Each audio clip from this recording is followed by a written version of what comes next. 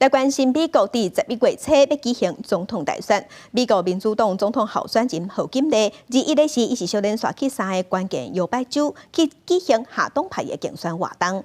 也让共和党总统候选人川普，伊是去国防重灾区北卡罗来纳州，伊伫遐批评政府防灾的措施无及格。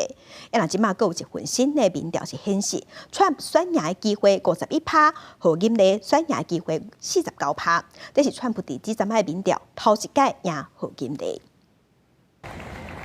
贺锦丽伫在怀俄明州前联邦众议员李兹前年的陪同之下，连续走宾州、密西根和威斯康辛3个伫工业衰退区的关键摇摆州，举行下党派的竞选活动，来争取共和党温和派对伊的支持。He would surrender. He would have Ukraine surrender its fight against an aggressor, violating its sovereignty. If Donald Trump were president, Vladimir Putin will be sitting in Kyiv.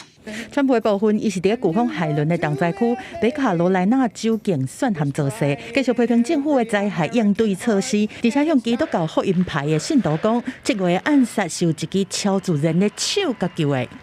And my faith took on new meaning on July 13th in Butler, Pennsylvania, where I was knocked to the ground, essentially, by what seemed like a supernatural hand.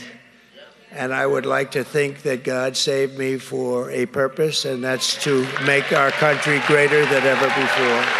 尽管伫大选的投票日共2礼拜，但是全美国已经有1700万的选民是提前完成投票。阿拉斯加州的费尔班克斯伫伊提前投票的活动，所以因为落大雪之后延后，嘛是今年这场选举拄到的第一场冰风暴。另外，到底是谁的赢面较大？民调机构538上新的预测显示讲，川普赢的几率是51%，贺锦丽是49%。这是对538的调查发布以来，川普第一摆来赢贺锦丽。公司新闻王慧文编译。